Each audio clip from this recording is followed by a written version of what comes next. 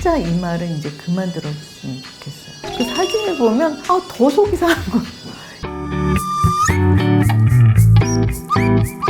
네, 요즘 미니멀리즘에 관심을 갖고 계신 분들 많으시죠. 간결함과 단순함을 추구하는 예술과 문화적 흐름을 뜻하는데요. 그냥 간소하게 사는 삶을 요즘은 이제 미니멀리즘이라고 얘기하고 있습니다. TVN 신박한 정리는 집이 바뀌면 사람이 바뀐다는 모토하에 신혜라 씨, 박나래 씨, 윤균상 씨가 의뢰인의 집 정리를 함께 도와주는 컨셉입니다. 정리를 통해 내 인생의 가치를 돌아보자는 기획 의도도 있다고 해요. 저도 1회를 보고 자극을 받아서 옷을 한 무더기 정리를 했어요. 거의 한 10벌 이상 버린 것 같습니다. 수박 겉핥기 시기였지만 냉장고도 손을 좀 봤고요. 이렇게 정리할 마음을 스스로 우러나게 만든다는 것 자체가 선한 영향력이고 좋은 기획 의도임이 분명합니다. 그런데 이 프로그램을 보다 보면 프로그램 자체에도 미니멀리즘이 적용되어야 하는 것이 아닐까?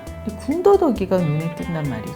주제에 오롯이 집중을 못합니다. 버릴 건 버리고 보완할 건 보완해서 실질적으로 시청자에게 도움을 주는 프로그램으로 자리 잡았으면 좋겠다 하는 바람으로 오늘 신박한 정리에 대해서 얘기 나누도록 하겠습니다. 저는 옷을 한 무더기 정리했다고 했잖아요. 그런데 첫 회 끝나고 박나래 씨는 티셔츠를 5장 정리했다고 하더라고요. 지난주 밥블레스유 캠핑편 MBC 나 혼자 산다의 그 박세리 씨 서울 살림 편을 보면 박나래 씨가 깨우침을 얻은 것 같지는 않습니다. 박세리 씨는 소주도 한 박스씩 쟁여놓고 꼬치구이도 화로 2개의 불을 펴놓고 해먹잖아요. 그 영상을 보는 박나래 씨 얼굴이 훨씬 더 행복해 보였어요.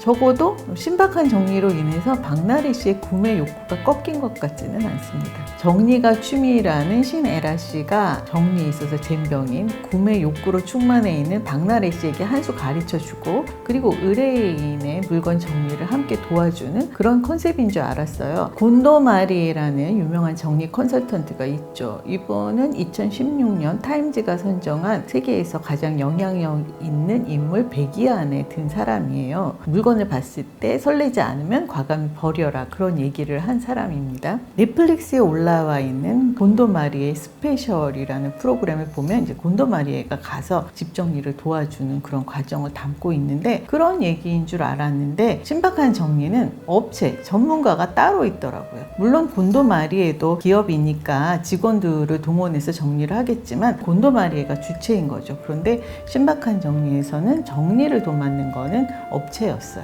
누가 내 대신 난장판인 집을 말끔히 정리해준다. 많은 분들의 희망사항이겠죠. 그런데 이게 비용이 꽤 비쌉니다. 가격을 이렇게 평수 같은 걸로 측정할 수가 없다고 해요. 물건을 직접 보고 물건의 종류, 가짓수 이런 거를 확인해야지만 견적이 나온다고 하는데 1, 2, 3회를 보면 3회에 아이가 있는 김동현 씨 집이 방 하나에 거실 하나 구조이긴 하지만 그래도 비용이 좀 더 들었지 않았을까 하는 생각을 했어요. 저 아는 분이 부모님이 편찮으셔서 우연히 2분이 다 입원을 하셨대요. 그래서 자녀들이 바쁘니까 업체에게 의뢰를 해서 정리를 맡겼는데 묵은 살림이니까 워낙 물건이 많기도 했겠지만 수백만 원 들었다는 얘기를 들었거든요. 생각해보면 이사 청소도 최저가가 평당 10,000원 이상이잖아요. 그러니까 거기다가 정리하는 비용, 정리를 위해서 쓰는 도구들 있잖아요. 그런 것도 추가로 청구가 된다고 하더라고요. 업체가 지금 정리를 한 거니까 TVN이 돈을 대고 연예인의 집을 정리해주는 셈입니다. 먼저 신혜라 씨의 집이 소개가 됐어요. 사람이 사는 흔적이 느껴지지 않는 수납이 잘 된,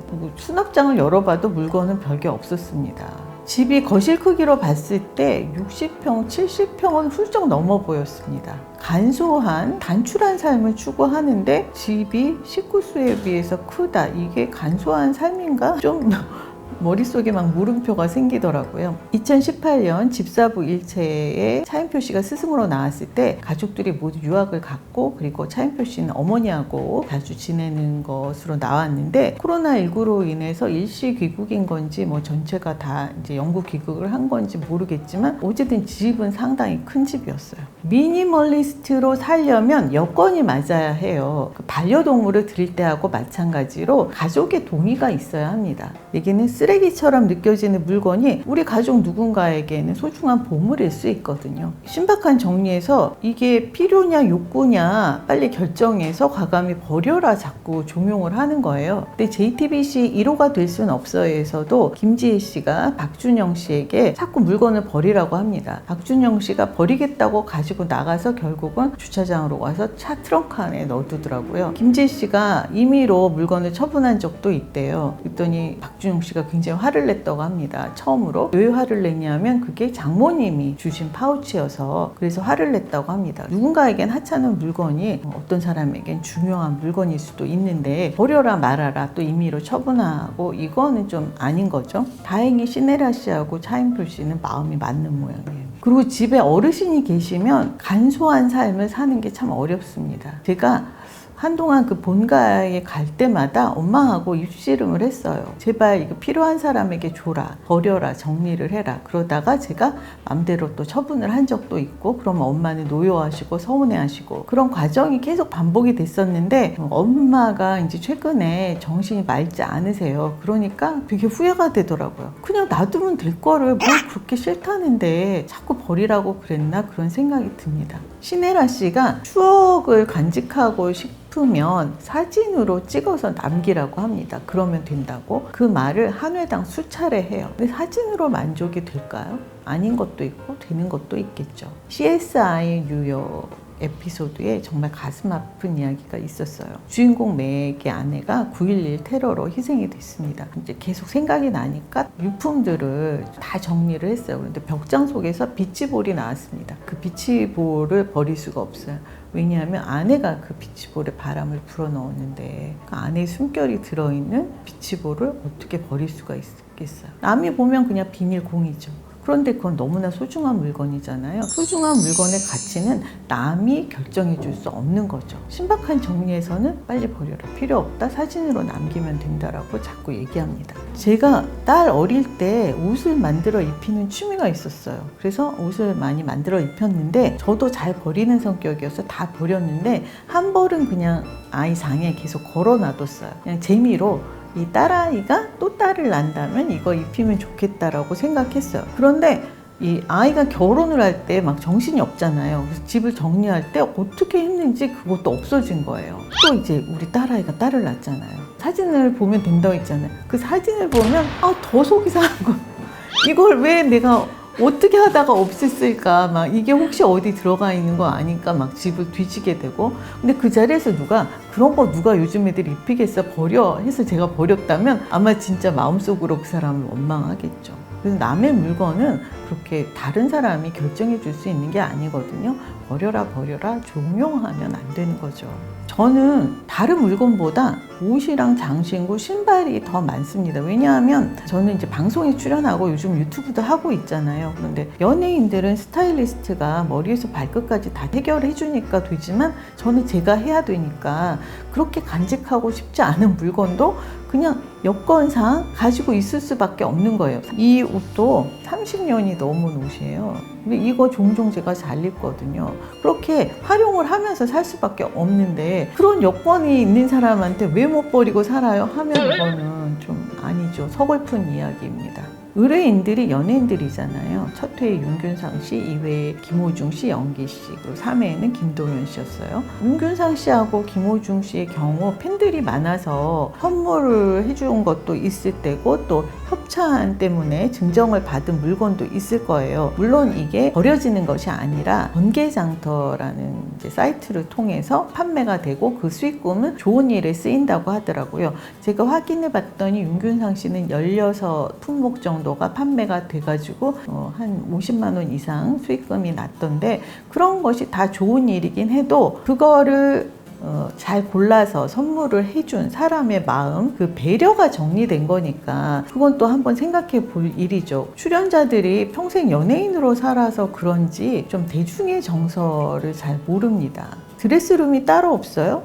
드레스룸이 생각보다 작네? 우리나라에서 언제 드레스룸 두고 살았어요? 부엌이 너무 좁다, 뭐 집이 너무 어둡다, 이런 말은 너무 많은 대중이 보고 있는 TV니까 안 하는 편이 더 나을 것 같다는 생각이 들었습니다.